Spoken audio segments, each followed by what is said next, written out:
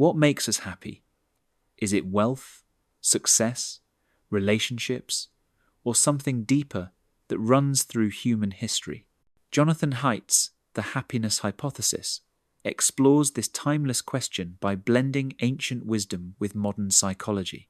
Haidt, a psychologist and thinker, looks at 10 great ideas from civilizations across the world and tests them against the findings of modern science. The result is a book that bridges philosophy, psychology, and practical advice about how to live a better life. At its heart, the happiness hypothesis argues that happiness is not found in any single formula, but is shaped by a balance between ancient truths and modern insights. Haidt shows us that while our circumstances and biology matter, the way we interpret life, manage relationships, and balance our inner world matters even more. Let's explore the most important lessons from the book. The first big idea is the metaphor of the elephant and the rider. Haidt explains that our mind is divided into two parts: the rational, conscious rider, and the emotional, automatic elephant. The rider can guide, but the elephant is stronger and often has its own path. Willpower and reason are limited. Emotions, habits, and intuitions dominate our behavior. To live well, we must train and align the elephant, not just instruct the rider. This metaphor explains why resolutions often fail and why habits and emotions are the true drivers of our lives.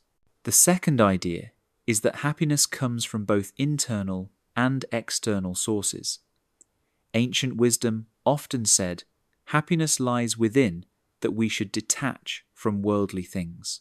Modern consumer culture says happiness comes from wealth and external success. Haidt argues it's not either or. Research shows that circumstances, like income, matter up to a point, but internal attitudes, gratitude, and perspective play a larger role. The lesson is balance. Cultivate your inner world, but don't ignore external reality. Third, reciprocity is a key to human happiness. We are wired for fairness and cooperation. When relationships are built on reciprocity, they create trust and satisfaction. But when we feel exploited, resentment grows. Ancient teachings about the golden rule, treat others as you want to be treated, align with modern studies showing that generosity and fairness increase well-being. Fourth, adversity can be a source of growth. Haidt points out that post-traumatic growth is real.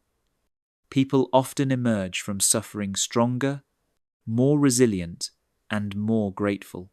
Ancient philosophies like Stoicism emphasized turning misfortune into strength. Modern psychology confirms this. Pain is unavoidable, but meaning and growth can transform it into something positive. Fifth, happiness is deeply tied to relationships. Across cultures, wisdom traditions emphasized love, family, and friendship. Science now shows that strong social bonds are among the strongest predictors of happiness. Loneliness is destructive, while supportive connections boost mental and physical health. This challenges the idea that independence and self-sufficiency alone lead to fulfillment. We need others.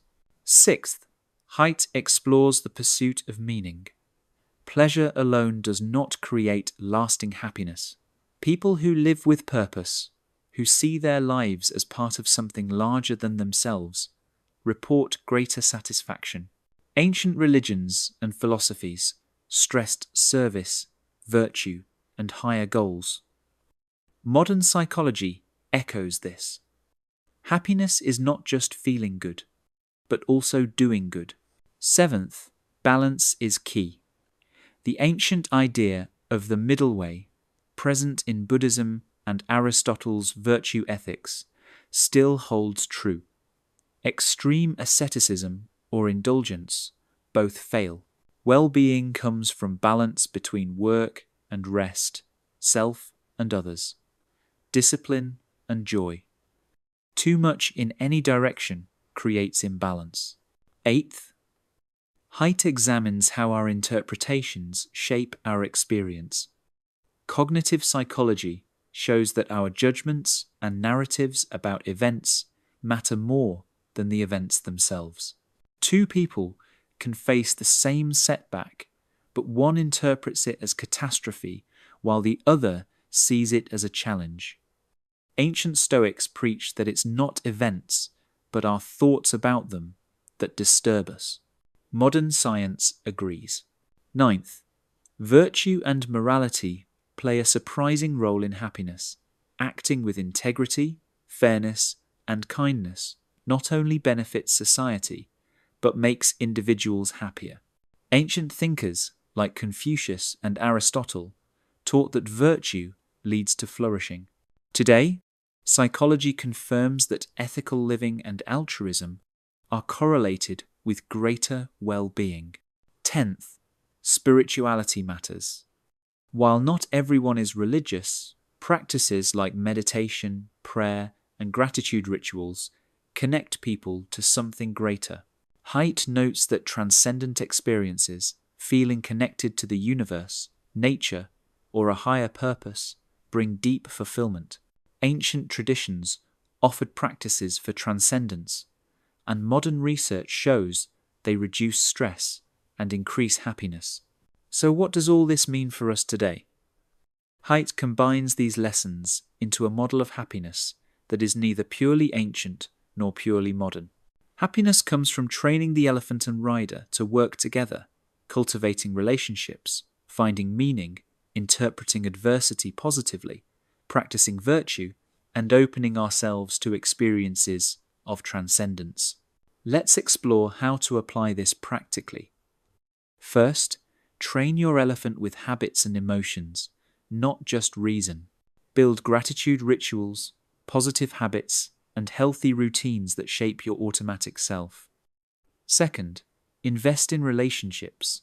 Make time for family and friends, because they are the strongest foundation of happiness. Third, reinterpret adversity. When setbacks come, ask, how can this strengthen me? What can I learn?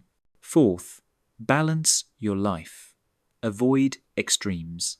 Find the middle path where discipline and joy coexist. Fifth, serve something larger than yourself. Connect your daily actions to a higher purpose, whether through work, creativity, or service. Sixth, embrace practices of transcendence. Meditate, walk in nature, or practice gratitude. These experiences lift us beyond ourselves and deepen well-being. In today's hyper-connected world, these lessons are more relevant than ever. Social media tempts us into endless comparison, making us feel inadequate even when our lives are going well. Haidt's message reminds us that happiness is not about keeping up with others, but about training our elephant with gratitude and focusing on meaning.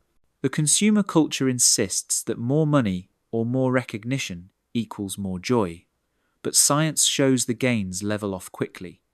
Real happiness comes from relationships, community, and purpose. Even adversity, which we instinctively avoid, often becomes the source of our greatest growth. Many people look back on their hardest challenges as the moments that shaped their character and values most profoundly. The big takeaway from the happiness hypothesis is this: happiness is not a mystery. The great ideas of the past, tested by modern psychology, point to a path that is both timeless and practical. Align your elephant and rider, cultivate virtue in relationships, embrace adversity as growth, and connect with meaning and transcendence. That was the Happiness Hypothesis by Jonathan Haidt, broken down into its most powerful lessons in under 10 minutes. Which idea resonates most with you, the elephant and the rider? The importance of relationships or the role of meaning in happiness? Share your thoughts in the comments below. And if you enjoyed this summary, make sure to like this video, subscribe to 10 Minute Books, and ring the bell so you never miss our weekly breakdowns of life-changing books. Thanks for watching, and remember, happiness is found in the balance of ancient wisdom and modern life.